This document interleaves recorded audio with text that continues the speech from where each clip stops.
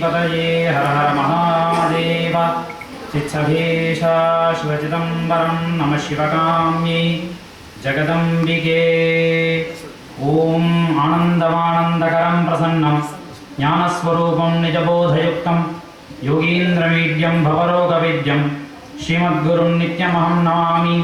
वागर्थाविपसंपृक्तौ वागर्थप्रतिपत्तये जगतः पितरौ वन्दे पार्वती परमेश्वरौ।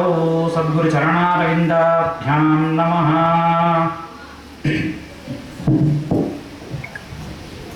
वागर्थाविपसंपृक्तौ वागर्थप्रतिपत्तये जगतः पितरौ वन्दे पार्वती परमेश्वरौ. அதாவது நம்மளுடைய சாஸ்திரங்கள் நம்மளுடைய தர்மத்துக்கு எது ஆதாரம் அப்படின்னா வார்த்தை அதனுடைய பொருள். அந்த வார்த்தையும் பொருளையும் இந்த பதஞ்சலி எப்படி சொல்றாருன்னா, இந்த வார்த்தை அப்படிங்கிறத சிவபெருமானாகவும் அதனுடைய அர்த்தமாக பார்வதி தேவியும் விளங்குறாங்க. அதனால நம்மளுடைய தாய் தந்தையர்களாக விளங்கக்கூடிய இந்த உலகிற்கே தாய் தந்தையராக விளங்கக்கூடிய சிவபெருமானையும் பார்வதி தேவியும் போல இந்த வார்த்தையும் அதனுடைய அர்த்தமும் நமக்கு துணை இருந்து நமக்கு அனைத்து விதமான ஞானங்களையும் வழங்க வேண்டும் அப்படின்னு பிரார்த்தனை பண்ணி தான் தன்னுடைய பதஞ்சலி யோக சூத்திரத்தை அவர் ஆரம்பிக்கிறார். அதையே நம்மளும் வழிகொண்டு எல்லாம் வல்ல பார்வதி பரமேஸ்வரனோட திருவிழை கொண்டு இந்த நவராத்திரி விழாவில் என்னுடைய உரையை நான் தொடங்குறேன். சார் ஏற்கனவே சொல்லிட்டார், சாஸ்திரங்கள் சம்பிரதாயங்கள் ரெண்டுமே பெரிய கடல். அதுலேருந்து நமக்கு என்ன தேவை, நமக்கு என்ன முக்கியமோ அதை மட்டும் நம்ம இப்போ பார்க்கலாம். முதலாவதாக சாஸ்திரங்கள்.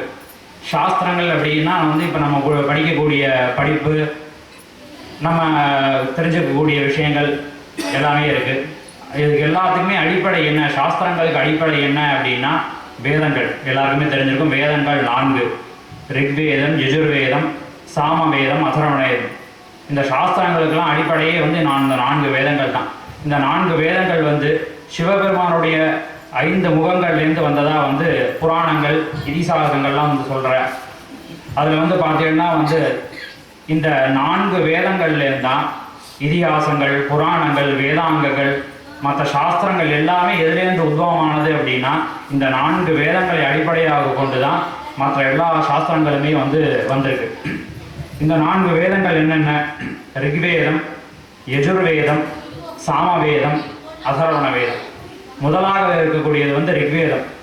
ரிக்வேதம் அப்படின்னா என்ன அப்படின்னா, நம்ம ஒரு மனிதன் எப்படி வாழணும், வாழ்க்கையுடைய முறைகள் என்ன அப்படிங்கிறத எடுத்து கூறுறதா ரிக்வேதம். ரெண்டாவது பார்த்தீங்கன்னா யஜுர்வேதம். யஜுர்வேதம் அப்படின்னா யாகங்களை பற்றி குறிப்பிடக்கூடியது யஜுர்வேதம். அதாவது இந்த நம்மளுடைய மனித வாழ்க்கையில் என்னென்ன தர்மங்கள், என்னென்ன யாகங்கள் பண்ணணும், பூஜை முறைகள் என்ன, தெய்வ வழிபாட்டை பற்றின சொல்லக்கூடியது யஜுர்வேதம். அடுத்தாவதாக சாமவேதம். சாமவேதம் அப்படிங்கிறது என்ன அப்படின்னா இசையினுடைய தாத்பரியத்தை சொல்லக்கூடியது சாமவேதம். சாமவேதத்துலேருந்து தான் இந்த கர்நாடக சங்கீதம் முதலானிய இசை எல்லாமே சாமவேதத்துலேருந்து தான் உத்பவமாயிருக்கு. அடுத்ததாக பார்த்தா அதர்வண வேதம்.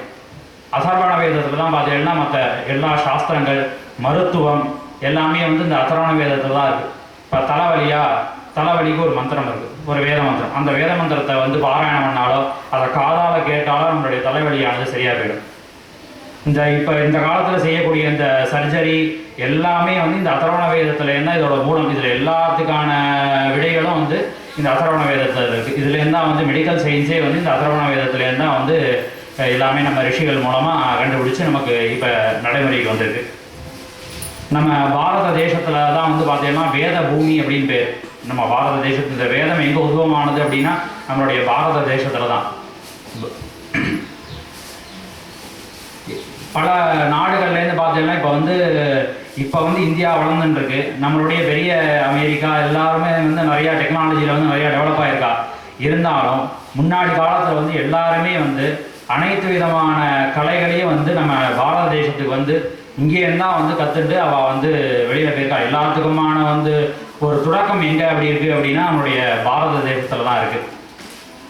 வேறு என்னென்ன சாஸ்திரங்கள் இருக்குது அப்படின்னா வேதத்தை அடிப்படையாக கொண்டு வேதத்துக்கு ஸ்ருதி அப்படின்னு ஒரு பேர். ஸ்ருதி, ஸ்மிருதி. ஸ்மிருதி அப்படின்னா அந்த வேதத்திலேருந்து இருக்கக்கூடிய இந்த ரிஷிகள் இன்னும் நம்மளுக்கு எல்லாருக்கும் புரிகிற மாதிரி எளிமையாக அந்த பூஜை முறைகளாகட்டும், நம்ம பின்பற்றக்கூடிய தர்மங்களாகட்டும், இதெல்லாம் வந்து வழிவகுத்து தான் வந்து ஸ்மிருதிகள் அப்படின்னு பேர், சித்தாந்தங்கள் அப்படின்னு கூட சொல்லலாம். அது அந்த ஸ்மிருதிகள்லேருந்து உருவானது தான் வந்து புராணங்கள், இதிகாசங்கள், ஆகமங்கள், சித்தாந்தங்கள். நம்ம இந்த வேதம் 4 பற்றி முதல்ல நம்ம பார்த்துட்டோம்.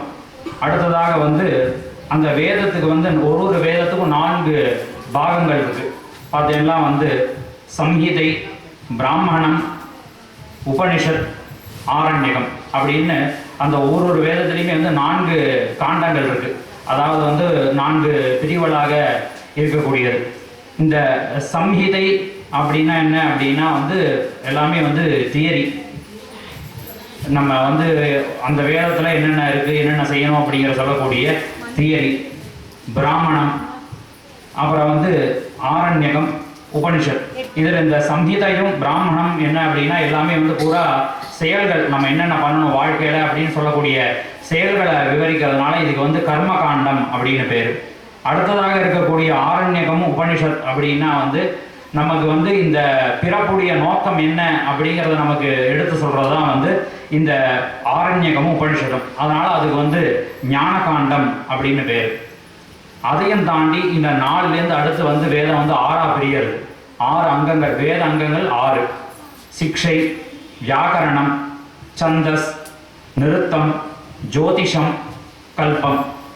இதில் வந்து சிக்ஷை, வியாக்கரணம், இதில் சிக்ஷை அப்படிங்கிறது வந்து எப்படி பாடங்கள் வந்து எப்படி சொல்லிக் கொடுக்கணும் அப்படிங்கிற அந்த இதெல்லாம் சொல்லக்கூடியது சிக்ஷை.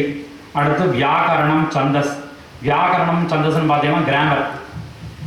நம்ம தமிழ், சம்ஸ்கிருதம் எல்லாத்துக்கும் பொதுவான வந்து கிராமர் வந்து வியாக்கரணம், சந்தஸ். நிருத்தம், ஜோதிஷம் அப்படின்னா வந்து நிருத்தம்ங்கிறது இந்த லைட்டை பற்றின ஒரு வேவை பற்றி நம்ம தெரிஞ்சுக்கிறது வந்து நிருத்தம். ஜோதிஷ சாஸ்திரம் எல்லாருக்குமே தெரியும் பொதுவாக ஜோதிஷம். அடுத்தது வந்து கல்பம். கல்பம்னா இது எல்லாத்தையுமே வந்து எப்படி நடைமுறையில் நம்ம வந்து எப்படி பண்ணணும் அப்படிங்கிறத விவரிக்கிறது வந்து கல்பம். அந்த 4 வேதங்கள் இந்த இது இல்லாமல் இந்த சம்ஹிதை, பிராமணம், ஆரண்யகம், உபனிஷத் இது இல்லாமல் இன்னும் 4ஆக பிரிக்கிற உபவேதங்கள் அப்படின்னு சொல்லிட்டு ஆயுர்வேதம், தனுர்வேதம், காந்தர்வ வேதம், அர்த்தசாஸ்திரம் அப்படின்னு. ரிக்வேதத்திலேருந்து அதனுடைய உபவேதமாக விளங்கக்கூடியது ஆயுர்வேதம். ஆயுர்வேதம் எல்லாருமே தெரியும், நம்ம வாழ்க்கை முறை எப்படி வாழணும். அப்புறம் அதோடைய மருந்துகள், நம்ம வந்து இயற்கை முறையில் நம்ம இருந்தோம் அப்படின்னா நமக்கு எந்த விதமான வியாதியும் வராது. அதனால் நம்ம வந்து இந்த மருந்து அதுக்கெல்லாம் அவசியமே இருக்காது. அப்படியே இருந்தாலும் ஏதாவது வியாதிகள் வந்தாலும் அதை எப்படி குணப்படுத்துவது அப்படிங்கிறது ஏகம் என்று சொல்லக்கூடியது ஆயுர்வேதம். அடுத்தது யஜுர்வேதத்திலேருந்து அப்படின்னு வந்தது வந்து தனுர்வேதம். தனுர்வேதம்னு வந்து இந்த வில்வித்தை, இந்த சாஸ்திரங்கள், இந்த கலை, ஆர்ட்ஸ் இது பூரா வந்து தனுர்வேதத்தில் வருது. அடுத்தது சாமவேதத்தினுடைய உபவேதம் எது அப்படின்னு பார்த்தீங்கன்னா காந்தர்வ வேதம். இந்த காந்தர்வ வேதத்தில் வந்து பார்த்தீங்கன்னா வந்து டான்ஸு, பாட்டு, இந்த மாதிரியான கலைகள் வந்து காந்தர்வ வேதத்தில் அதுக்கு அடிப்படையாக வருது. அடுத்து வந்து அர்த்தசாஸ்திரம். அர்த்தசாஸ்திரங்கிறது வந்து அடுத்த அந்த பிஸ்னஸ் மேனேஜ்மெண்ட் அந்த மாதிரியான உள்ள அந்த காலத்துலேயும் வந்து ராஜாலாம், ஆட்சிமன்ன மந்திரிகள் எல்லாருமே இதே ஃபைனான்ஸ் டிபார்ட்மெண்ட் இருந்திருக்கு. எல்லா விதமான துறைகளும் அந்த காலத்தில் இருந்திருக்கு. என்ன அதெல்லாம் எப்படி நடத்தியிருக்கா அப்படின்னா இந்த அர்த்தசாஸ்திரத்தை அடிப்படையாக கொண்டு தான் அவெல்லாம் வந்து அதை பண்ணியிருக்கா. அடுத்து வந்து ஸ்மிருதி. ஸ்மிருதிங்கிறத நம்ம பார்த்தோம். அதாவது இந்த வேதத்தினுடைய தாற்பயத்தை அந்தந்த ரிஷிகள் அவருடைய ஞானத்துக்கு தகுந்தவாறு நமக்கும் புரிகிற மாதிரி நிறையா விஷயங்களை வந்து சொல்லிட்டு போயிருக்கா. இப்போ அதாவது வேதங்களில் வந்து தர்மம் பண்ணணும், சாஸ்திரங்களை வந்து கடைபிடிக்கணும் அப்படின்னா அதை வந்து இப்போ எக்ஸாம்பிளுக்கு வந்து இப்போ வேதத்தில் வந்து உபனிஷத்தில் வந்து சத்தியம் வத, தர்மம் சர அப்படின்னு இருக்குது. இப்போ வந்து நம்ம ஆத்திச்சூடியில் பார்த்தோன்னா அறம் செய்ய விரும்பு, தர்மம் சர, அறம் செய்ய விரும்பு. அதாவது இப்போ வந்து வேதத்தில் உள்ள தர்மம் சர அப்படிங்கிறது தான் நம்மளுடைய அவையார் வந்து அறம் செய்ய விரும்பு அப்படின்னு நமக்கு புரிகிற மாதிரி எளிமையாக நம்ம தமிழில் கொடுத்துருக்கா. இதே மாதிரி தான் வந்து வேதங்களில் உள்ள அனைத்து விஷயங்களையும் வந்து இந்த ரிஷிகள், ஞானிகள்லாம் வந்து இந்த ஸ்மிருதிகளின் மூலமாக நமக்கு வந்து எளிமையாக வந்து எளிமைப்படுத்தி கொடுத்துருக்காங்க. இதிலே வந்து ஸ்மிருதிகள் வந்து மொத்தம் 18 வகையாக சொல்கிறா. அத்ரி ஸ்மிருதி, விஷ்ணு ஸ்மிருதி, ஹரித ஸ்மிருதி, ஔஷணாசி ஸ்மிருதி, ஆங்கீரச ஸ்மிருதி, யமஸ்மிருதி, ஆபஸ்தம்ப ஸ்மிருதி, சம்பர்த்தக ஸ்மிருதி, காத்யாயன ஸ்மிருதி, ப்ரஹஸ்பதி ஸ்மிருதி, பராசர ஸ்மிருதி, வியாச ஸ்மிருதி, சங்க ஸ்மிருதி, லிகித ஸ்மிருதி, தக்ஷ ஸ்மிருதி, கௌதம ஸ்மிருதி, சதாதப ஸ்மிருதி, வசிஷ்ட ஸ்மிருதி அப்படி இந்த 18 ரிஷிகள் வந்து நமக்கு வந்து வேதத்தை ஒன்றும் எளிமைப்படுத்தி நமக்கு வந்து ஸ்மிருதிகள் மூலமாக சொல்லியிருக்கா.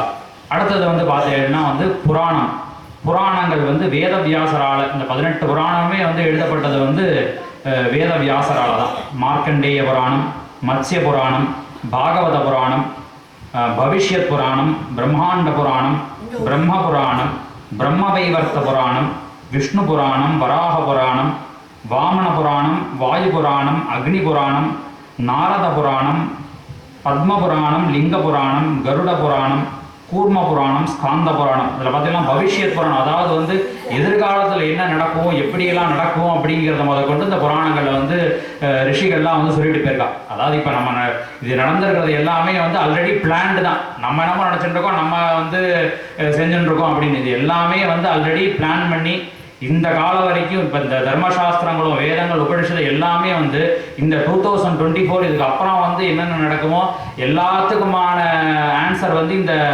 4 வேதங்களில் உபனிஷத்தில் புராணத்தில் எல்லாமே இருக்குது. இப்படி தான் நடக்கணும் அப்படிங்கிறத வந்து அவள் பிளான் பண்ணி வச்சுட்டு போயிருக்கா. அதுபடி தான் வந்து நடந்துட்டுருக்கு. அதில் வந்து இந்த பவிஷ்யத் புராணத்தில் வந்து இந்த சிதம்பரத்தில் பார்த்தீங்கன்னா இந்த ஆணி மாதம் திருமஞ்சனத்தில் வந்து இந்த வேத பாராயணத்தில் வந்து இதில் எல்லாமே அங்கே வந்து வேதங்கள், ஆகமம், புராணங்கள், இதிகாசங்கள், திருமுறைகள் எல்லாமே வந்து அங்கே சுவாமிக்கு வந்து பாராயணம் பண்ணுவார். அதில் ஒருத்தர் வந்து இந்த புராணங்களை பாராயணம் பண்ணுறதுக்கே வந்து ஒருத்தர் வரார். அவர் வந்து வடதிசையிலேருந்து வரார். அதில் வந்து அவர் சொல்கிறார், பவிஷ்யத் புராணத்தில் வந்து எதிர்காலத்தில் என்னென்ன நடக்கும் அனைத்து விஷயங்களும் வந்து அந்த புராணத்தில் வந்து எல்லா ரிஷிகள்லாம் சொல்லிட்டு போயிருக்கா அப்படின்னு நிறையா விஷயங்களை வந்து நமக்கு அவர் சொல்லுவார். அவர் அது மாதிரி எல்லாமே வந்து இந்த புராணங்கள் இருக்குது. அடுத்ததாக பார்த்தீங்கன்னா இதிகாசங்கள், ராமாயணம், பகவத்கீதை. இந்த ராமாயணம், பகவத்கீதை ரெண்டு பெரிய காவியங்கள்.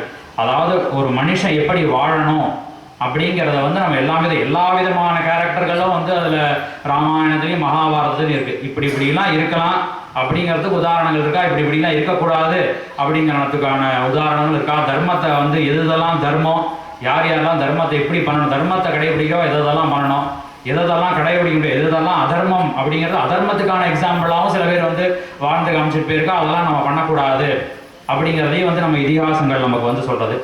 அடுத்ததாக பார்த்தீங்கன்னா வந்து ஆகமங்கள் வந்து 2 விதமாக இருக்குது. வைஷ்ணவாகமம், சிவாகமம். இது ரெண்டுமே பார்த்தீங்கன்னா வந்து இந்த ஆலயங்கள், பூஜை முறைகள், அதாவது ஒரு கோயில் வந்து கட்ட ஆரம்பிக்கிறதுலேருந்து அடிக்கல் நாட்டுறதுலேருந்து முழுசாக வந்து கடைசி வரைக்கும் பூஜை வரிகள் பண்ணுற வரைக்கும் என்னென்ன பண்ணணும் அப்படிங்கிறத சொல்லக்கூடியது தான் வந்து சிவாகமங்கள். அடுத்து வந்து சித்தாந்தங்கள் 18. அது வந்து இன்னும் அதாவது இந்த வேதத்தினுடைய முடிவு என்ன, இதுலேருந்து நம்ம என்ன தெரிஞ்சுக்க போகிறோம் வாழ்க்கையில் அப்படிங்கிறத சொல்கிறது தான் வந்து சித்தாந்தங்கள். அதை 18 வித சித்தாந்தங்களாக சொல்கிறார். இதுலேயே வந்து இந்த சுஷ்ருத சித்தாந்தம் அப்படின்னு சொல்லிட்டு அவர் வந்து அதோடைய சுஷ்ருதர் அப்படிங்கிறத வந்து அந்த சம்ஹிதை எழுதியிருக்கார். அதில் வந்து பார்த்தீங்கன்னா வந்து இந்த சர்ஜரி, மெடிசின்ஸ் இதை பற்றி பூரா வந்து அந்த சுஷ்ருத சம்ஹிதையில் இருக்குது. அடுத்ததாக பஞ்ச சித்தாந்தம் அப்படின்னு வராகமிகிரர் அப்படிங்கிறவர் வந்து பஞ்ச சித்தாந்தம்னு எழுதியிருக்கார். அதில் வந்து இந்த அஸ்ட்ரானமியை பற்றி பூரா வந்து அந்த பஞ்ச சித்தாந்தத்தில் இருக்குது. அப்புறம் ரசேந்திரமங்கலம் அப்படிங்கிற இது வந்து நாகார்ஜுனர் அப்படிங்கிறவர் எழுதியிருக்கார். அப்புறம் வந்து ஆஸ்ட்ரோஃபிசிக்ஸ் ஆரியபட்டியம் அப்படிங்கிறது வந்து ஆரியபட்டர் அப்படிங்கிறவர் பண்ணியிருக்கார். பதஞ்சலி யோக சூத்திரம், யோகங்களை பற்றி பதஞ்சலி வந்து பதஞ்சலி யோக சூத்திரம் அப்படின்னு பண்ணியிருக்கார். அப்புறம் வந்து அர்த்தசாஸ்திரம், காமர்ஸ் அண்ட் பிஸ்னஸ் அட்மினிஸ்ட்ரேஷன், இதை வந்து சாணக்கியர் பண்ணியிருக்கார். அவர் சாணக்கியரே வந்து சரக சம்ஹிதா அப்படின்னு ஆயுர்வேதத்தை பற்றி ஒரு சம்ஹிதையை ஒன்று எழுதியிருக்கார். இது எல்லாத்துக்குமே அடிப்படை என்ன அப்படின்னா வந்து வேதம், சம்ஸ்கிருதம்.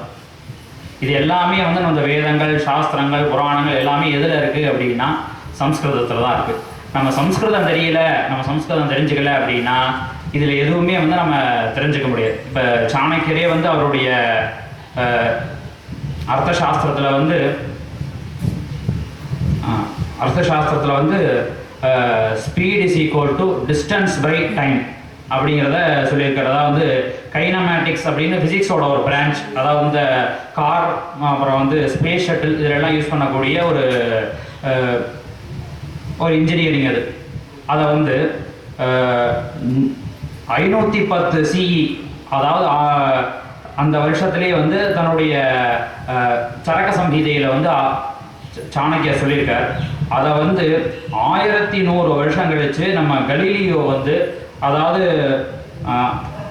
1600 CE வந்து அவரோட புஸ்தகம் போடுறார். 2 நியூ சயின்ஸ் அப்படிங்கிற புஸ்தகத்தை வந்து போடுறார். அதில் இதே கைனமேட்டிக்ஸை பற்றி அவர் வந்து இதே வந்து speed is equal to distance by time அப்படிங்கிறத வந்து எப்போ ப்ரூவ் பண்ணுறாரு அப்படின்னா வந்து 1600 CCயில். ஆனால் அதையே வந்து நம்மளுடைய சாணக்கியர் வந்து ஆரியபட்டர் வந்து 1100 வருஷத்துக்கு முன்னாடியே வந்து இந்த கைனமேட்டிக்ஸை பற்றி நம்மளுடைய அர்த்தசாஸ்திரத்தில் வந்து அவர் சொல்லிட்டார். அதனால் வந்து அனைத்து விதமான சாஸ்திரங்கள் எல்லாமே வந்து நம்ம பாரத தேசத்துலேருந்து தான் வெளியில் போயிருக்கு. இவருடைய சாஸ்திரம், ஏதாவது நம்ம வந்து இன்னும் தாண்டி நிறையா சாஸ்திரங்களை பற்றி இன்னும் நிறைய பேசலாம். ஆனால் ஜஸ்ட் நம்ம என்ன பார்த்துருக்கோம் அப்படின்னா சாஸ்திரங்கள் என்னென்ன இருக்குது அப்படிங்கிறது வந்து நம்ம பார்த்துருக்கோம். அடுத்து வந்து சம்பிரதாயங்கள். அதாவது இந்த சாஸ்திரங்களை வந்து தெரிஞ்சுண்டு அதை எப்படி வந்து அதுபடி நம்ம நடக்கணும் அப்படிங்கிறதா வந்து சம்பிரதாயங்கள் அப்படிங்கிறத சொல்லுது. இப்போ வந்து அறம் செய்ய விரும்பு அப்படின்னா வந்து எப்படி செய்யறது, தர்மம் எப்படி செய்யறது அப்படின்னு சொல்லக்கூடியதா வந்து சம்பிரதாயங்கள். இந்த சம்பிரதாயங்களுக்கு ரொம்ப முக்கியமாக இருக்கக்கூடியது என்ன அப்படின்னா தர்மம்.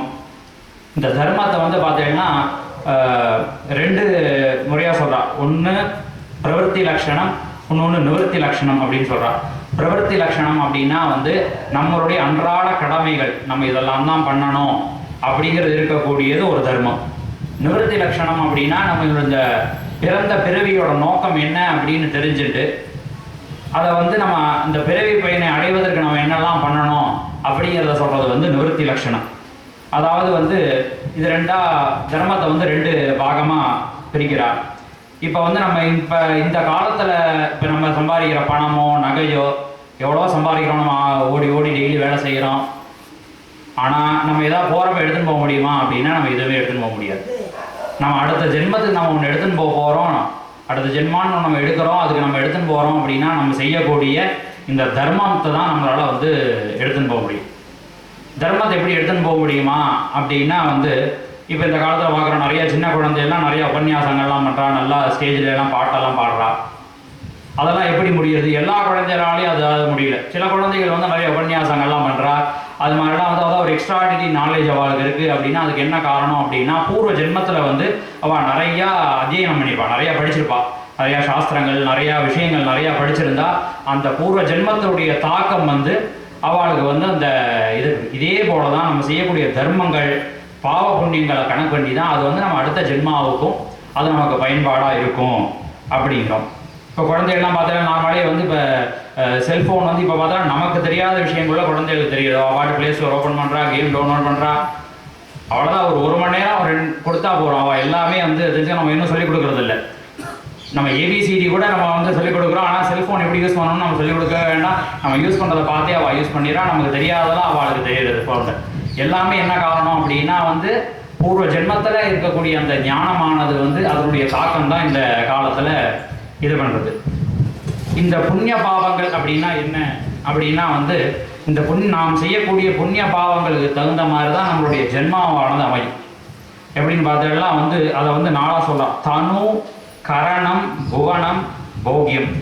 தனு அப்படின்னா வந்து இந்த உடம்பு.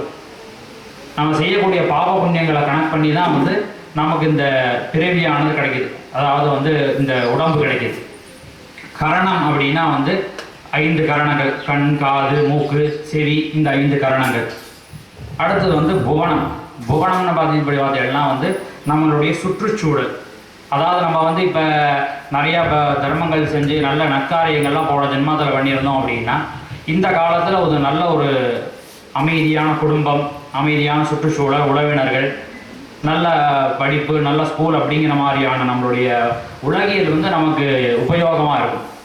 அடுத்தது வந்து போக்கியம்.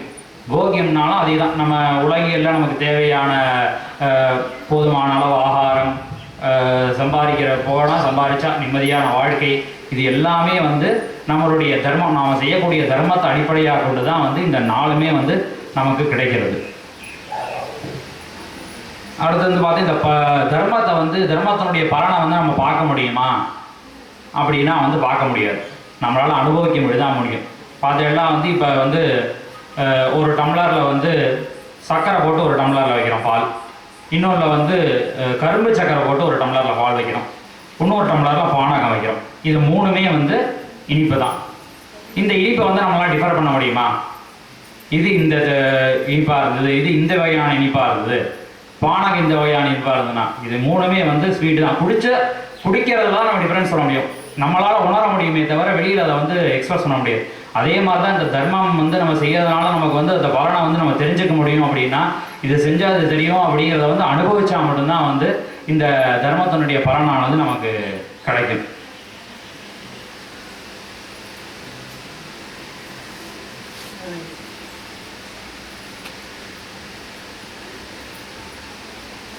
எது தர்மம் எது அதர்மம் அப்படிங்கிறத வந்து தான் வந்து இந்த விஷ்ணு வந்து 10 அவதாரங்கள் எடுத்திருக்கார். 10 அவதாரங்கள் எடுத்ததுடைய நோக்கமே என்ன அப்படின்னா வந்து எதெல்லாம் தர்மம் எதெல்லாம் அதர்மம், எதெல்லாம் நம்ம பண்ணணும் இதெல்லாம் பண்ணக்கூடாது அப்படிங்கிறத இந்த 10 அவதாரத்தில் வந்து சுவாமி நமக்கு வந்து உணர்த்தியிருக்கார். 10 அவதாரங்களில் தான். அதே மாதிரி வந்து பார்த்தீங்கன்னா சிவபெருமானும் வந்து 64 திருவிளையாடல்கள் நடத்திருக்காருன்னா 64 திருவிளையாடல்கள்லேயும் வந்து ஒரு தர்மத்தை வந்து சொல்லியிருக்கார் சுவாமி. விஷ்ணுவும் வந்து அதே மாதிரி தர்மங்களை சொல்லியிருக்காரு, இதெல்லாம் பண்ணக்கூடாது இதெல்லாம் பண்ணணும் அப்படிங்கிறத வந்து நமக்கு வந்து இந்த புராணங்கள் இதிகாசங்கள் மூலமாக வந்து சுவாமியே வந்து நமக்கு வந்து இதெல்லாம் வந்து சொல்லியிருக்கார் 10 அவதாரங்களில். இது ஏன் வந்து இப்போ நமக்கு வந்து காலப்போக்கில் என்ன ஆச்சு அப்படின்னா இந்த தர்மங்கள்லாம் தெரியல, தர்மங்கள்லாம் வந்து என்ன அப்படிங்கிறது இதுக்குடைய குறைவுக்கு காரணம் என்ன அப்படின்னா நமக்கு வந்து இந்த மேற்கத்திய கலாச்சாரத்தில் நமக்கு வந்து ஒரு நாட்டம் ஜாஸ்தியாக போயிடும். அதனுடைய நாட்டம் ஜாஸ்தியாக போனதில் தான் வந்து நமக்கு இந்த தர்மத்தை பற்றி சாஸ்திரங்களை பற்றி நான் வந்து ஞானம் வந்து ரொம்ப குறைச்சலாக இருக்குது. அதான் நமக்கு இப்போ பார்க்குறதுக்கே மனசு ரொம்ப சங்கடமாக இருக்குது. யூடியூப் அதெல்லாம் திறந்தா புரட்டாசி மாச அலப்பறைகள் அப்படிங்கிறார். அதாவது அதில் என்னன்னா இந்துக்களே வந்து அதில் வந்து நிறையா வீடியோ போடுறா.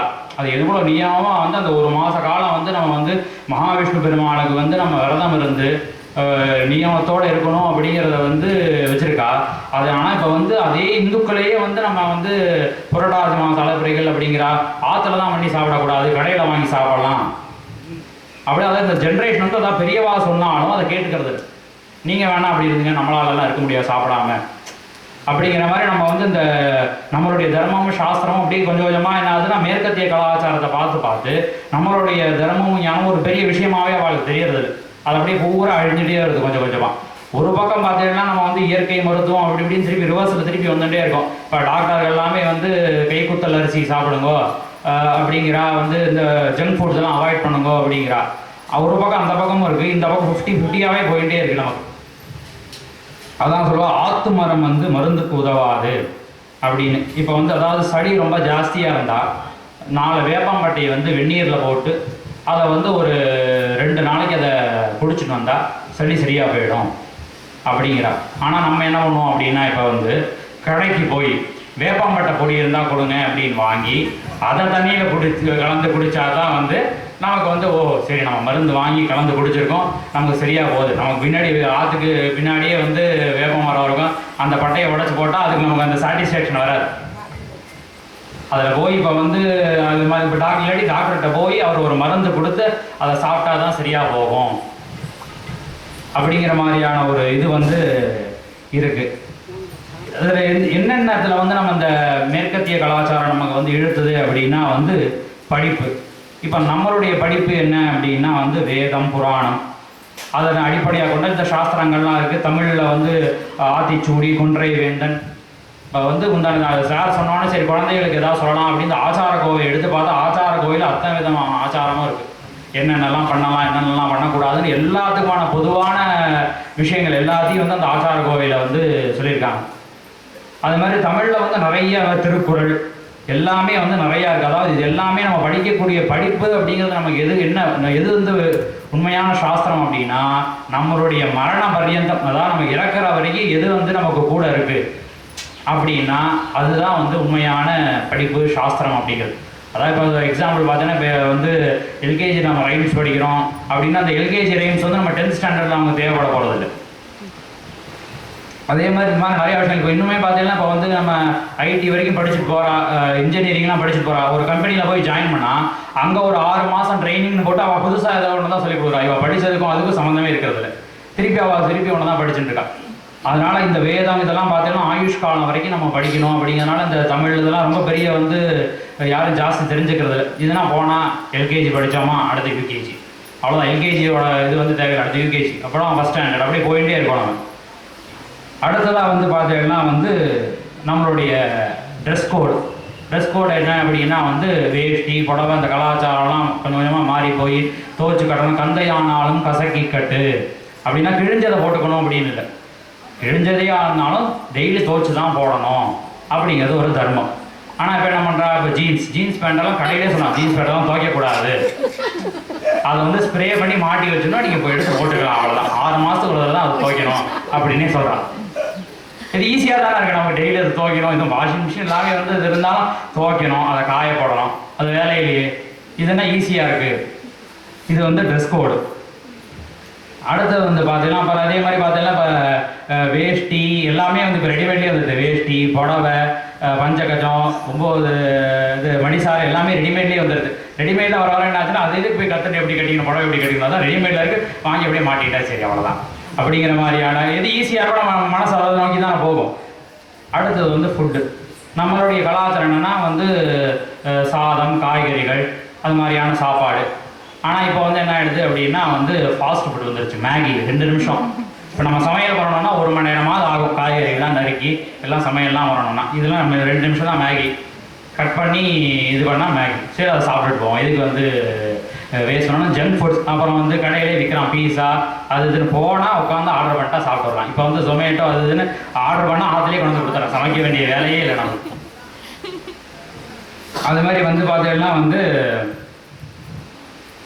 அதனால் இப்படி இதே மாதிரி தான். அதனால் நம்மளுடைய கலாச்சாரம் வந்து நம்மளுடைய உணவு பழக்கவழக்கம். இப்போ குழந்தைகளுக்கு வந்து காய்கறி கொடுத்து அவளை சாப்பிட வைக்கிறதெல்லாம் ரொம்ப பெரிய விஷயமா இருக்குது. உண்மையாக வந்து நான் படித்தப்பெல்லாம் கூட முதல்ல ஆரம்பத்தில் காய்கறிலாம் சாப்பிடாதப்ப ஸ்கூலில் போய் டீச்சர்ஸ்கிட்ட கம்ப்ளைண்ட் பண்ணால் டீச்சர்ஸ் சத்தம் போடுவா, அவளை சாப்பிட வைப்பா, அந்த மாதிரிலாம் இருந்தது. இப்போ யார் சொன்னாலும் சாப்பிட்றது, எனக்கு வேணும்னா நான் சாப்பிடுவேன், இல்லைன்னா சாப்பிட மாட்டேன் அப்படிங்கிறது தான் குழந்தைகளோட மென்டாலிட்டி. அப்படி தான் வளர்ந்துருக்கு. அதான் அதனுடைய தெரியலை அதில் என்னென்ன சத்து இருக்குது, அதை சாப்பிட்டா எனக்கு நமக்கு எவ்வளோ நல்லது அப்படிங்கிறது வந்து அவளுக்கு தெரியல குழந்தைகளுக்கு. நம்ம வந்து அதான் இந்த வெளிநாட்டு கலாச்சாரத்துடைய அந்த மோகத்தினால இதனுடைய கலாச்சாரம் வந்து நமக்கு தெரியல. காய்கறிகளோட ஸ்ட்ரென்த்து அதெல்லாம் வந்து என்னென்னு தெரியல. ஆனால் ஒரு கட்டத்துக்கு மேலே பார்த்தீங்கன்னா இப்போ 40 வயசுக்கு மேலே சுகர் வந்துருச்சு, ப்ரெஷர் வந்துருச்சு அப்படின்னா டாக்டர்கிட்ட போனால் நீங்கள் வாக்கிங் போங்க, கைக்குத்த அரிசி சாப்பிடுங்க, இயற்கை உணவு எடுத்துக்கோங்க அப்படின்னு சொல்கிறான். அதாவது திருப்பி அப்போ 40 வயசுக்கு மேலே நம்ம அதெல்லாம் எடுக்கணும். இப்போ சின்ன வயசுலேருந்தே சாப்பிட்டு அப்போ பெரியவாள்லாம் வந்து இருந்தா அப்படின்னா வந்து அவள்லாம் வந்து எனக்கு தெரிஞ்சு ஒரு வேளை மத்தியானம் ஒரு வேளை சாப்பிடுவாள், நல்லா காய்கறிகளோட வந்து எல்லாம் சாப்பாடு ஒரு வேளை சாப்பிடுவாள், அவ்வளோதான். அவள்லாம் நன்னா தான் இருந்தா. 60 வயசு 80 வயசு வரைக்கும் நன்னா தான் இருந்தா. இப்போ ஆனால் எப்படி இருக்குது அப்படின்னா வந்து 40 வயசுலேயே 20 வயசுலேயே என்னால் முடியல, என்னால் கால் வலிக்குது, இடுப்பு வலிக்குது, என்னால் வேலையெல்லாம் செய்ய முடியல அப்படிங்கிறோம். இது எல்லாமே வந்து என்ன காரணம் அப்படின்னா வந்து அதாவது இப்போ வந்து என்ன கட்டத்தில் இருக்கோம் அப்படின்னா அந்த தர்மத்தை வந்து விடவும் முடியல. சில விஷயங்களை வந்து நம்ம விடவும் முடியல, சில வந்து பண்ணவும் அதாவது காலகட்டம் அப்படி ஆகிடுது. இந்த தர்மத்தை வந்து இப்போ நான் சாதாரண எந்த காலத்தில் இருக்க நீ இதெல்லாம் போய் பண்ணிட்டு இருக்க நீ அப்படின்னு கேட்குற ஒரு சமூகத்துலேயும் இருக்கோம் நம்ம. ஆனால் இதெல்லாம் விடவும் முடியாது நம்மளால். அதனால் ஒரு 2 கட்டான இலக்கு. ஆனால் இது வந்து ரொம்ப கஷ்டம் இல்லை, தர்மத்தை கடைபிடிப்பது அப்படிங்கிறது ரொம்ப கஷ்டம் இல்லை. ஏன்னா தான் நான் முன்னாடி சொன்ன மாதிரி ரிஷிகள் வந்து அந்தந்த காலகட்டத்துக்கு தகுந்தவாறு எல்லாத்தையுமே சொல்லி வச்சுட்டு போயிட்டா, எப்படியெல்லாம் அனுசரிக்கலாம் நம்ம அப்படிங்கிறத வந்து சொல்லி வச்சுட்டு போயிட்டா. அதனால தான் வேதத்தை வந்து நம்ம இதெல்லாம் நமக்கு சொல்லிக் கொடுக்குறதுனால தான் வந்து வேதத்தை வந்து நம்ம மாதா அப்படின்னு சொல்கிறோம். அதான் ஒரு அம்மாவால் தான் வந்து நம்மளுக்கு வந்து இந்த விஷயங்கள் எல்லாம் எல்லாமே அப்பா யாருன்னு சொல்கிறதே வந்து நமக்கு அம்மா தான். அப்படிங்கிறனால நமக்கு இது எல்லாத்தையும் சொல்லிக் கொடுக்குறது தான் வந்து வேதத்தை வந்து நம்ம மாதா அப்படிங்கிறோம். இந்த தர்மத்தில் என்ன அப்படின்னா 4 லட்சியங்களை வச்சுக்கணும். அதாவது இந்த லட்சியங்கள் அப்படின்னா அது எப்படி இருக்கணும்னா யாராலையும் திருட முடியாததாக இருக்கணும் நம்மளுடைய லட்சியங்கள், யாரும் சொந்தம் கொண்டாட முடியாததாக இருக்கணும். அடுத்தது வந்து மற்றவாளால் அபகரிக்க முடியாததாக இருக்கணும் நம்மளுடைய லட்சியங்கள் அப்படின்னு. இந்த 4 லட்சியங்கள் என்ன அப்படின்னா வந்து முதலாவதாக கல்யாணம். விவாகம் பண்ணிக்கணும் அப்படிங்கிறது, கல்யாணம் பண்ணிக்கணும் அப்படிங்கிறது வந்து தர்மம். அடுத்தது வந்து குழந்தை பெற்றுக்கொள்வது. குழந்தை பெற்றுக்கொள்வது அப்படிங்கிறது இரண்டாவது விதமான தர்மம். மூணாவது வந்து நியாயமான முறையில் சம்பாதிக்க வேண்டும். நமக்கு தெரிஞ்ச நாம் படித்த படிப்பை வச்சு நியாயமான முறையில் சம்பாதிக்க வேண்டும். அடுத்தது நாம் சம்பாத்தியத்தை வச்சுட்டு சம்பாத்தியத்தை வச்சுட்டு குடும்பம் நடத்தணும். அதே சம்பாத்தியத்தை வச்சுட்டு தர்மங்கள் செய்யணும், மற்றவாளுக்கு உதவி செய்யணும், நம்மளால் முடிஞ்ச உதவிகள் செய்யணும். இதை 4 லட்சியமாக வச்சுக்கணும். இதை தான் வந்து நம்ம பெரியவர்கள் வந்து சொல்கிறாங்க. இதை தான் அந்த காலத்தில் வந்து கிராமத்தில் எல்லாம் வந்து ரொம்ப கடைபிடிச்சுட்டு கிட்டத்தட்ட ஒரு வீட்லேயும் பார்த்தீங்கன்னா 15 குழந்தைங்கள் 10 குழந்தைகள்னு எல்லாமே இருந்தது. அத்தனை பேருக்கு வந்து எல்லா விதமான ஃபங்க்ஷன்ஸும் பண்ணுற ஆற்றுல அவளுக்கு கல்யாண வயது அத்தனை பேருக்கும் கல்யாணம் பண்ணியிருக்கா, அத்தனை பொண்களை கொடுத்துருக்கா, அத்தனை பசங்களுக்கும் கல்யாணம் பண்ணியிருக்கா, பேரம்பேத்திகள் எடுத்திருக்கா. ஆனால் இப்போ அது எல்லாமே வந்து ரொம்ப இதாக, அதாவது ஒரு வீட்டுக்கு ஒரு பையன் 2 குழந்தைகள் தான் பிறக்குது.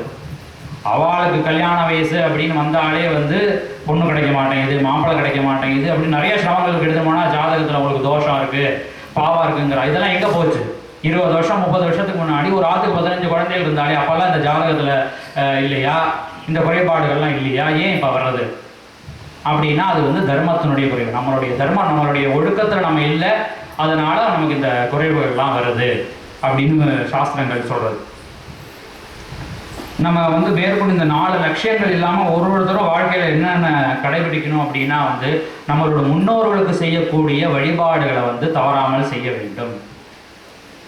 ஏன்னா இப்போ ஜாதகத்தில் எடுத்துன்னு போனால் ஏன் வந்து குழந்தைய பிறக்கலை, கல்யாணம் ஆகலை அப்படின்னு எங்கேயா போய் பார்த்தா வந்து ஜாதகத்தில் வந்து முன்னோர்கள் சாபங்கள் இருக்குது, முன்னோர்கள் திருப்தி இல்லாமல் இருக்காங்க அப்படிங்கிற. இல்லாட்டி இதனால் நீங்கள் கோயிலுக்கு போய் தீபம் போடுங்க, விளக்கு போடுங்க, அவ்வளோ பரிகாரம் சொல்கிறான். அதாவது பரிகாரங்கள் சொல்ல நம்ம சுவாமிக்கு ஒன்றும் தப்பு இல்லை. ஆனால் அந்த பரிகாரங்கள் பண்ண வேண்டிய அவசியம் என்ன? நம்மளுடைய தர்மத்தை நம்ம விட்டதுனால, ஒழுக்கங்கள் சரியாக கடைபிடிக்காதனால தான் நம்ம வந்து இந்த நிலைமையில் வந்து இருக்கும். அதனால் முன்னோர்களுக்கு செய்யக்கூடிய வழிபாடுகளை சரியான முறையில் செய்யணும். அப்புறம் வந்து இறை வழிபாடு, அதாவது நம்மளும் இறை வழிபாடு செய்யணும். குழந்தைகளுக்கும் சின்ன வயசுலேருந்தே வந்து சொல்லிக் கொடுக்கணும். நம்ம ஸ்கூலை பொறுத்த வரைக்கும் பிரச்சனை இல்லை. வந்து எல்லாமே வந்து இந்த சம்பிரதாயங்கள் எல்லாத்தையுமே வந்து நான் எந்த ஸ்கூல்லையும் இந்த மாதிரி பார்த்ததில்லை. நாங்கள் படித்த ஸ்கூல்ல எல்லாம் கூட இந்த மாதிரியெல்லாம் பார்த்ததில்லை. வந்து டெய்லி வந்து விபூதிக்கு கேட்டுண்டு நெத்தி கேட்டுண்டு வரணும், பொன் குழந்தையில இருந்தால் வளையல் போட்டுன்னு வரணும், கொலுசு போட்டுன்னு வரணும். ஏன்னா இப்போ அதெல்லாம் யாரும் போட்டுக்கிறதே இல்லை குழந்தைகள்லாம். அதெல்லாம் வந்து இப்போ தான் எல்லாமே அந்த வெளிநாட்டு கலாச்சாரத்தை பார்த்து வளையல் போட்டுண்டா அது வந்து பட்டிக்காடும்பா, பட்டிக்காடு பண்ண வளையல் போட்டுருக்க, காலில் கொலுசு போட்டுருக்க, தலை பின்னிக்கிறது, எல்லாமே தலையில் பூ வச்சுக்கணும். தலையில் சில குழந்தைகள் இப்போ இன்னுமே வந்து பூ வச்சுக்கிறதே இல்லை தலையில், அதை எதுக்கு வச்சுட்டு அப்படின்னு. அதெல்லாம் வந்து பெண் குழந்தைகள் பெண்களுக்கான அதெல்லாம் வந்து ஒரு சிறப்பான விஷயங்கள். அதை வந்து இப்போ எப்படி மாற்றிட்டா அப்படின்னா அதை வந்து ரொம்ப வந்து அப்படியே மாற்றிட்டா. அதாவது நீங்கள் அதெல்லாம் வந்து கட்டாயம் போட்டுக்கணும் வாழலாம், நீங்களாம் செய்யணும் அப்படிங்கிற உங்களை வந்து கட்டுப்படுத்துகிறாங்க அப்படின்னு சொல்லிட்டா. அதாவது இதெல்லாம் ஒரு சிறப்பான அந்தஸ்து, சிறப்பு அந்தஸ்து அப்படிங்கிறத இது வந்து உங்களுக்கான கட்டுப்பாடு, உங்களை வந்து அதுக்குள்ளே முடக்கிறாங்க அப்படிங்கிற மாதிரி அதை கொண்டு போயிட்டா. இந்த ஸ்கூல் சொல்ல மாதிரி எல்லாமே போடணும், வளையல் போடுறதெல்லாம் மங்களமான இதெல்லாம் வந்து நம்ம செஞ்சுக்கணும். அது மாதிரி இறை வழிபாடுனா டெய்லி வந்து காலையில் வீட்டில் வந்து ஒரு சின்ன சாமி படம் வச்சா அது விளக்கேற்றி சாமி கும்பிடும். முடிஞ்சால் ஒரு டம்ளர் பால் வச்சு சுவாமிக்கு நிவேத்தியம் பண்ணணும். நம்ம பண்ணோம் அப்படின்னா ஒரு 2 நாள் பார்த்தோன்னா அந்த குழந்தையும் அப்படியே அதே வந்து ஃபாலோ பண்ணும். அடுத்து வந்து குலதெய்வதா ஆராதனை. நம்மளுடைய குலதெய்வத்தை வந்து மாதத்துக்கு ஒரு தடவையோ வாரத்துக்கு ஒரு தடவை எப்பெல்லாம் முடியுதோ அப்போல்லாம் போய் வந்து பூஜை பண்ணணும். அதே இப்போ நம்ம அந்த கல்யாணத்துக்கு சொன்ன மாதிரி தான். சில பேருக்கு வந்து குலதெய்வம்னாலே என்னன்னு தெரியல அப்படிங்கிறான். குலதெய்வம் வந்து என்னன்னு தெரியலன்னு வந்து அதை தேடி அலையிறான். ஜாதகத்தை தூக்கிட்டு எங்கே இருக்குன்னு தெரியல, குலதெய்வம் எங்களோட குலதெய்வம் எங்கே இருக்குன்னு தெரியல அப்படின்னு. அதெல்லாம் ஏன் தெரியல அப்படின்னா அவர்களுடைய வழிபாடுகள் இல்லாததுனால அடுத்தடுத்த தலைமுறைகளுக்கு அது யார் என்ன எங்கே போய் வழிபட்டாங்க எப்படி. அதாவது வந்து இப்போ நம்ம நினைக்கிறோம் எத்தனை அவாவாலும் தனித்தனியாக குலதெய்வம் இருக்கு, அவளுடைய பூஜை முறைகள், அதாவது இந்த ஆகமங்கள் சாஸ்திரங்கள் இதெல்லாத்தையும் தாண்டி அவள் நிறைய சம்பிரதாயங்கள் வச்சுருக்கா. அவள்லாம் இப்படி தான் பூஜை பண்ணணும், எங்களுடைய குலதெய்வத்தை இப்படி தான் பூஜை பண்ணணும், அதாவது அது வேதம் சாஸ்திரம் எல்லாத்தையும் அப்பாற்பட்டு நிற்குது. அவளுடைய பூஜை முறைகளை பார்த்தா நமக்கே வித்தியாசமாக இருக்கும். அவள் சம்பிரதாயமே தனியாக இருக்கும். ஒருத்தருக்கும் ஒரு சம்பிரதாயம். அவள் குலதெய்வத்தை நாங்கள் இப்படி தான் வழிபடுவோம் அப்படின்னு சில பேர்லாம் பார்த்தீங்கன்னா வந்து உதாரணத்துக்கு வந்து அவள் காத்தால் எழுந்த உடனே வெறும் வயிற்றில் தான் அந்த கோவிலுக்கு போய் நாங்கள் சாமி கும்பிடுவோம். சாமியெல்லாம் கும்பிட்டு முடிச்சுட்டு தான் வந்து நாங்கள் வந்து சாப்பிடுவோம் அப்படின்னு. ஒரு சம்பிரதாயத்தில் பார்த்தீங்கன்னா அந்த கோவிலுக்குள்ளே லேடிஸ் மட்டும்தான் போவாள். ஜென்ஸ் எல்லாம் லேடிஸ் போய் அங்கே போய் குளிச்சுட்டு அங்கே போய் சாமிக்கு நிவேதனம் வச்சு அங்கே சாமி கும்பிட்டுட்டு அதுக்கப்புறம் சாமியெல்லாம் கும்பிட்டதுக்கப்புறம் தான் வந்து கோவிலுக்கு வெளியில் இருந்து தான் வந்து புருஷாக்கள்லாம் வந்து தரிசனம் பண்ணணும் அப்படின்னு வச்சுருக்கா. அது மாதிரி நிறைய சம்பிரதாயங்கள். இதெல்லாம் எப்படி நமக்கு வந்து தெரியணும் அப்படின்னா வந்து நம்ம வந்து நம்மளுடைய குலதெய்வ ஆராதனையை வாரத்துக்கு ஒரு தடவையோ மாதத்துக்கு ஒரு தடவையோ நம்ம போய் வந்து கோயிலுக்கு போயிட்டு வரணும். குழந்தைகளை கூட்டிகிட்டு போகணும். பெரியவாள்கிட்ட வீட்டில் உள்ள பெரியவங்கள்ட்ட கேட்டு அதெல்லாம் கடைப்பிடிச்சுனோம்னா தான் அவங்க பண்ணிட்டு இருந்திருக்கலாம். அப்புறம் அவங்க வயசானதுக்கப்புறம் அவங்க அப்படியே அதை விட்டுருக்கலாம்னா நம்ம வந்து நம்மளுடைய குலதெய்வம் எது, அதனுடைய வழிபாட்டு முறை என்ன அப்படிங்கிறத கேட்டு நம்ம அதெல்லாம் வந்து செஞ்சுன்னு வரணும். இது மூணையும் வந்து தவறாமல் செய்யணும். தவறாமல் செஞ்சாலே நம்மளுடைய சம்பிரதாயங்களில் இதையும் ரொம்ப பிரதானமாக சொல்கிறாங்க.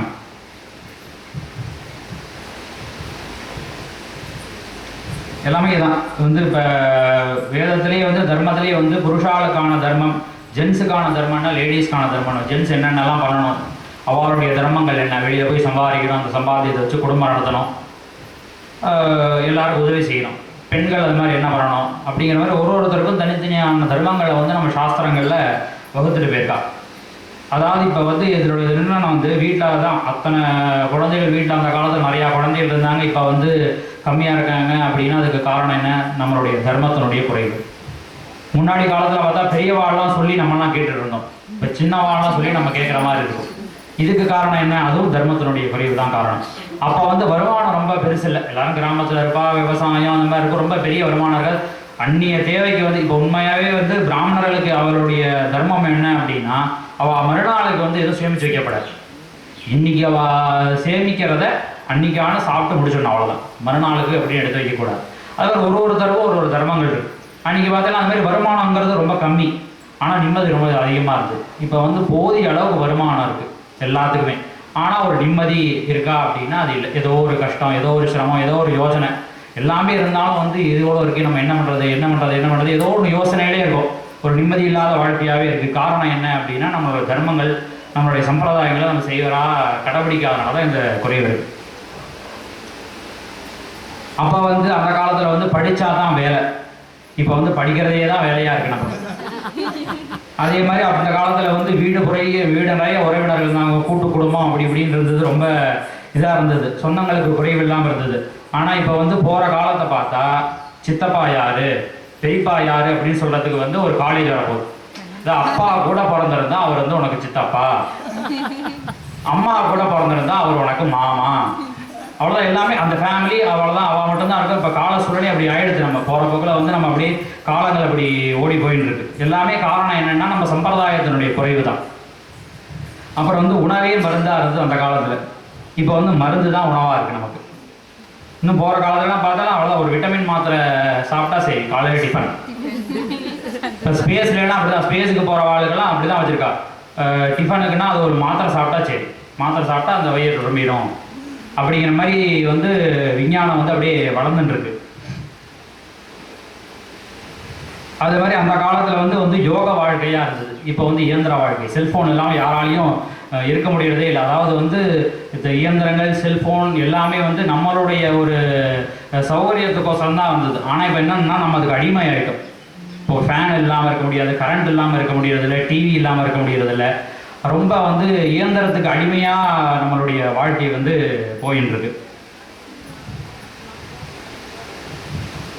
இந்த தர்மத்தை கடைபிடிக்கிறது ரொம்ப முக்கியமாக இருக்குது. அதனால் வந்து இப்போ எதனால் இது எல்லாமே நடக்குது அப்படின்னா தர்மத்தினுடைய குறைவு. தர்மம் நம்மளுடைய சம்பிரதாயங்களை கடைபிடிக்கிறதுனால குறைவு தான் வந்து இப்படிலாம் இருக்குது.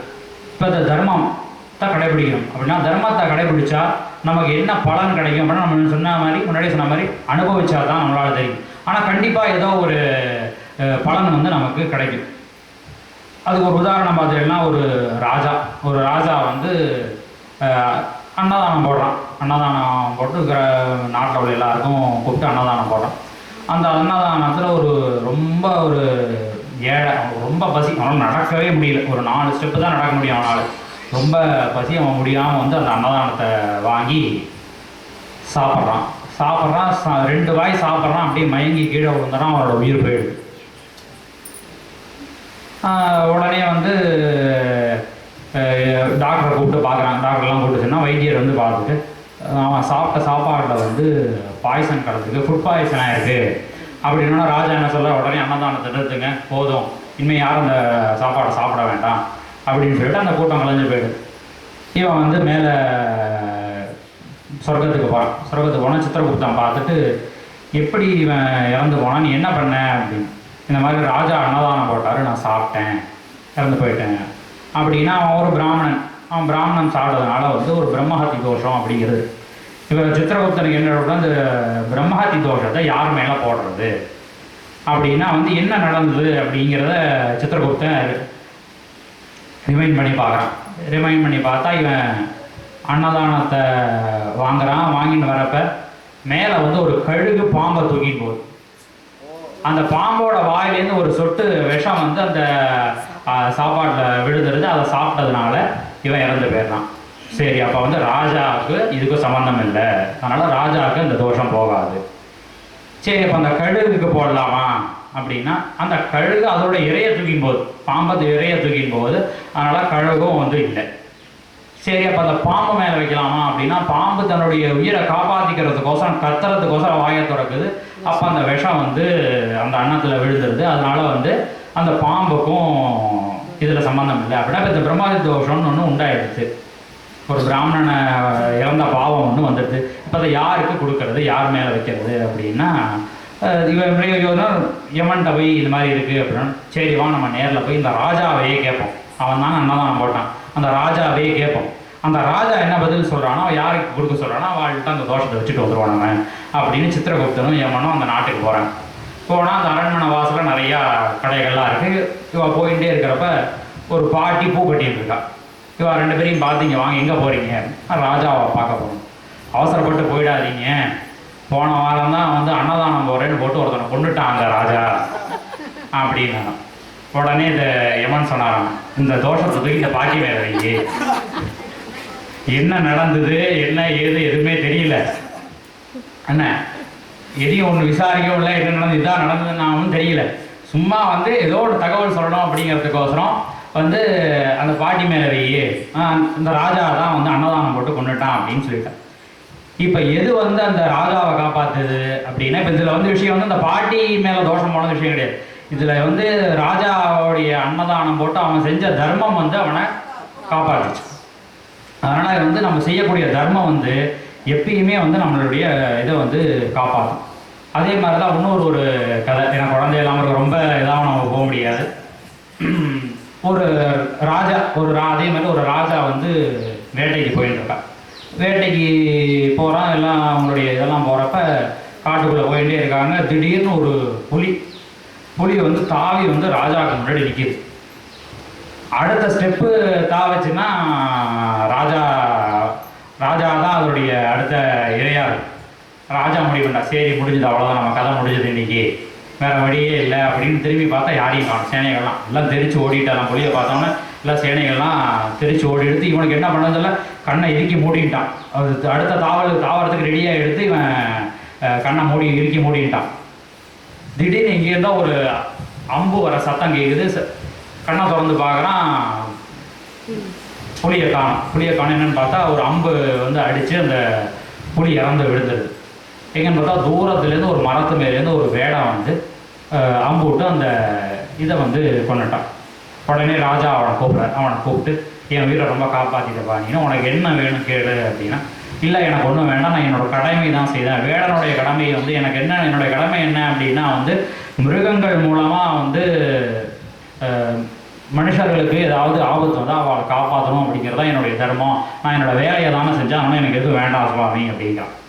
இல்லை நீ ஏதாவது கேட்டு அவனு ஏதாவது கூட உனக்கு ஏதாவது ஒன்று கேளு அப்படின்னா, உடனே அந்த வேலை வந்து யோசிச்சுட்டு, நீங்கள் எனக்கு வந்து என்னோட ஒரு வேளை சாப்பிடணும், எங்கள் வீட்டுக்கு வந்து நீங்கள் ஒரு வேளை சாப்பிடணும் அப்படின்னா, அவ்வளோதானே, நான் நாளைக்கே வரேன் அப்படின்னோடனே ராஜா போயிடுறார். இப்போ வேடனும் வந்து வீட்டுக்கு வந்துடுறான். வீட்டுக்கு வந்து இது மாதிரி நடந்ததெல்லாம் ஆற்றுல வந்து சொல்லியிருக்காரு. இதெல்லாம் ராஜா நாளைக்கு வீட்டுக்கு வரேன் இருக்காரு, என்ன பண்ண போகிறேன் நான் சொல்கிறேன், என்ன கேட்குறதில்ல, திடீர்னு அவர் கேளுன்னா நான் கேட்டுட்டேன், என்ன பண்ண போகிறதுன்னு தெரியல, நாளைக்கு ஏதாவது வந்து நம்ம ரெடி பண்ணி ஆகணும் அப்படின்னு பேசிட்டு தூங்கிட்டு இருக்காங்க. ஒரு 2 பேர் வந்து கதவை தட்ட சதகைக்கு நடுராத்திரியில் என்னன்னு திறந்தா அந்த ராஜாவுடைய சேனைகள்லாம் வந்திருக்காங்க. நீங்கள் கொஞ்சம் வந்து வெளியில் உங்களுக்கு ஒரு கூடாரம் போட்டிருக்கோம், நீங்கள் அங்கே தங்கிக்கோங்க, நாளைக்கு ராஜா வர இங்கே உங்கள் வீட்டுக்கு சாப்பிடாதுன்னு சொல்லியிருக்காரு, அதுக்கான அரேஞ்ச்மெண்ட்ஸ் எல்லாம் நாங்கள் பார்க்கணும், நீங்கள் வந்து அந்த கூடாரத்தை போய் தங்கிங்க அப்படின்னு அவளை வந்து அங்கே விரைவாக 2 பேரும் போய் அந்த கூடாரத்தை கூட தூங்கிடுறா. காத்தால் ஏந்து வந்து பார்த்தா ஒரு 6 மாடி கட்டடம், ரோடு லைட்டு போட்டு யார் பெரிய மாளிகை ஒன்று ரெடியாக எடுத்து அவாத்து வாசலில். இவா 2 பேரும் காத்தால் ஏந்து வந்தால் ஆச்சாரம் என்னடா அது எப்படி ராத்திரியில் வந்து இவ்வளோ இது கட்டினா யார் வீடுன்னு தெரியலையே அப்படின்னு. சரின்னு உள்ளுக்குள்ளே போனால் அங்கேருந்து 2 தளபதி வந்து ராஜா வந்து மத்தியானம் சாப்பாடு வரேன்னுக்கார், சமையலுக்கு ஆள்லாம் வந்துட்டாங்க, சமைச்சிட்டு இருக்காங்க, நீங்கள் போய் குளிங்க, இங்கே பீரோவில் வந்து ட்ரெஸ் எல்லாம் இருக்குது, நீங்கள் போட்டு ரெடியாக இருங்க, ராஜா வந்துடுவார் அப்படின்னா இவ போய் குளிச்சுட்டு வந்து அந்த பீரோவை திறந்து பார்த்தா ஒரே பட்டு புடவையாக இருக்குது, பட்டு வேஷ்டியாக இருக்குது. இவ எடுத்து கட்டின்றாங்க. ராஜா வர்றாரு, வந்து இவரோடய உட்காந்து சாப்பிட்றாரு, போயிடுறாரு. இது வந்து இந்த வந்து அவனோட வீரை மட்டும் தான் காப்பாற்றிருக்கான். இவன் எதுவுமே கேட்கல, எங்களுக்கு பங்களா வேணும்னு கேட்கல, என் வீடு வாசலில் ரோடு வேணும்னு கேட்கல, ட்ரெஸ்ஸு வேணும்னு கேட்கல, சாப்பாடு வேணும்னு கேட்கல, என்னென்ன தேவையோ எல்லாத்தையும் வந்து அந்த இடத்துல அவனுக்கு வந்து அந்த வேடங்கிறது வந்து கிடச்சிருது. என்ன காரணம் அப்படின்னா அவனுடைய தர்மத்தை அவன் செஞ்சதுனால அவனுக்கு வந்து அந்த பலனானது கிடச்சிது. அப்படின்னா நம்ம தர்மம் செய்யறதுனால நமக்கு வந்து இந்த பலன் வந்து நமக்கு கண்டிப்பான கிடைக்கும் அப்படிங்கிறதான். அடுத்து வந்து இந்த தர்மம் செய்கிறது அப்படின்னா வந்து நம்ம வந்து தர்மம் செய்யறதுல வந்து தர்மம் செஞ்சுட்டே இப்போ வந்து ஒரு நூலில் வந்து பாசியை நம்ம கோத்துட்டே இருக்கோம். கோத்துட்டே இருந்தால் அது ஒரு பக்கத்தில் ஒரு முடிச்சை போட்டுட்டு கோத்தாதான் நம்ம கோக்குற பாசி வந்து ஒரு மாலையாகும். அந்த முடிச்சு இல்லைன்னா நம்ம இந்த பக்கம் கோக்க இந்த பக்கம் வெளியில் போயிட்டே இருப்போம். அது மாதிரி நம்ம செய்யக்கூடிய தர்மம் இதெல்லாம் வந்து இதுக்கு எல்லாத்துக்கும் நமக்கு என்ன வேணும் அப்படின்னா வந்து ஒரு ஒழுக்கம்ங்கிறது தான் வந்து அந்த முடிச்சாக இருக்கணும். நமக்கு ஒழுக்கம் இல்லை அப்படின்னா நம்ம எவ்வளோ படிச்சிருந்தாலும் அதுக்கு எந்த விதமான பயனும் இல்லை. நம்ம எந்த ஒரு செயலையுமே ஒழுக்கத்தோடு செஞ்சால் தான் அதுக்கான பலனானது நமக்கு கிடைக்கும் அப்படிங்கிறதான் வந்து சொல்கிறாங்க. இதில் வந்து இந்த ஒழுக்கத்துக்கு வந்து உதாரணமாக அதுலேயும் ராமாயணத்தில் வந்து ஒரு ஸ்லோகம் இருக்குது. ராமாயணத்தில் வந்து மொத்தம் 26,000 ஸ்லோகனை கொண்டது ராமாயணம், வால்மீகி எழுதிய ராமாயணம். அதாவது இந்த பெரியவாள் என்ன சொல்கிறா அப்படின்னா இந்த 24,000 ஸ்லோகங்களும் 24,000 ஒழுக்கங்கள், 24,000 லாஸ். இப்போ இது எல்லாமே வந்து என்னென்னா வந்து உங்களுக்கு இந்த தர்மங்கள் சாஸ்திரங்கள் எல்லாமே சொல்கிறது எல்லாமே என்னென்னா வந்து நம்மளுடைய ஒரு இது இப்போ இப்படி தான் பண்ணணும் அப்படிங்கிறது தான் வந்து சொல்லியிருக்காங்க. அதாவது நம்ம இப்போ ராமாயணத்தை கதையாக பார்த்தோம்னா கதை, இல்லை ஒரு சுவாமியை பற்றின ஒரு சரிதமாக பார்த்தோம்னா சுவாமியை பற்றின சரிதம், இல்லை அது ஒன்றும் வாழ்க்கைக்கான வழிமுறைகள் அப்படின்னு பார்த்தோம் அப்படின்னா வாழ்க்கைக்கான வழிமுறைகள். இப்போ அதில் வந்து முதல்ல ஒரு ஸ்லோகத்தில் வந்து சொல்ல, நான் வந்து இந்த ராமாயணத்தை எழுத ஆரம்பிக்கிறதுக்கு முன்னாடி ரொம்ப தபஸ்வியான ரொம்ப சுவாமி மேல ஆச்சார அனுஷ்டானங்களோடு இருக்கக்கூடிய நாரத முனியை போய் தரிசனம் பண்ணி அவருடைய ஆசீர்வாதத்தோட நான் இந்த ராமாயணத்தை எழுத துவங்குகிறேன் அப்படின்னு இவர் போய் நாரதரை பார்த்துட்டு வந்ததை பற்றி அந்த முதல் ஸ்லோகமான சொல்லுது. இது ஸ்லோகமாக பார்த்தா இந்த ஸ்லோகத்துடைய அர்த்தம் என்ன அப்படின்னா இதுதான். நான் நாரதரை வந்து நாரதருடைய லட்சணத்தை, நாரதர் எப்படி இருப்பார், அவர் ஒரு தபஸ்வி, ஆச்சார அனுஷ்டானங்கள் இருக்கக்கூடிய நல்லா படித்தவர், அவரை போய் பார்த்து ஒரு ராம விஷ்ணு பக்தர் அவரை பார்த்து நான் அவருடைய ஆசீர்வாதத்தோட இந்த ராமாயணத்தை எழுத தொடங்கினேன் அப்படிங்கிறது தான் அந்த ஸ்லோகத்துடைய அர்த்தம். அதில் ஒரு ஒழுக்கம் இருக்குது. என்ன அப்படின்னா வந்து நாரதர் அத்தனையும் படிச்சிருந்தாலும் ஒழுக்க சீலராக இருந்தார். அதாவது எவ்வளோ படிச்சிருந்தாலும் நம்மளை வந்து உயர்த்தக்கூடியது எது அப்படின்னா வந்து ஒழுக்கம் அப்படிங்கிறது தான் வந்து அந்த இடத்துல சொல்கிறார். அதுக்கு ஒரு கதை, அந்த ஸ்லோகத்துக்கு ஒரு கதை. இப்போ அதெல்லாம் இந்த மகாபாரதத்தில் வந்து ஜனமேஜயன் அப்படின்னு ஒருத்தர் இருந்தான். அவன் வந்து சர்ப்பசஸ்திரம் அப்படின்னு சொல்லி ஒரு யாகம் பண்ணுறான். ஏன் பண்ணுறான் அப்படின்னா அவருடைய அப்பா பேர் வந்து பரீட்சித் அப்படின்னு பேர். அந்த பரீட்சித் அப்படிங்கிறவர் வந்து ஒரு பாம்பு கடித்து அதனால் இறந்து போயிடுறார். வந்து ஒரு நாளைக்கு வந்து தக்ஷகன்கிற ஒரு பாம்பு கடித்து அவர் இறந்து போயிடுறார். ஒரு நாளைக்கு அவருடைய அரண்மனைக்கு ஒரு பிரம்மச்சாரி தான் வரான். வந்து உன்னுடைய அப்பா வந்து எப்படி அது வரையும் அவன் பாட்டு ஆட்சி பண்ணிட்டு இருக்கான். அதாவது அந்த ஜனமேஜயன்கிறவன் அவன் வயிற்றுல இருக்கும்போதே அவள் அப்பா வந்து இறந்துடுறார். அதனால அவள் அம்மாவை வந்து உட்கார வச்சு அந்த வயிற்றுல இருக்க குழந்தைக்கே வந்து பட்டாபிஷேகம் பண்ணுறான். ஏன்னா ராஜா இல்லாமல் ஒரு நாள் இருக்கப்படாது அப்படிங்கிறதுக்கோசரம் அவள் அம்மாவுடைய வயிற்றுல இருக்கிறப்பே அந்த ஜனமேஜயன் அப்படிங்கிறவனுக்கு வந்து பட்டாபிஷேகம் பண்ணி வைக்கிறாங்க.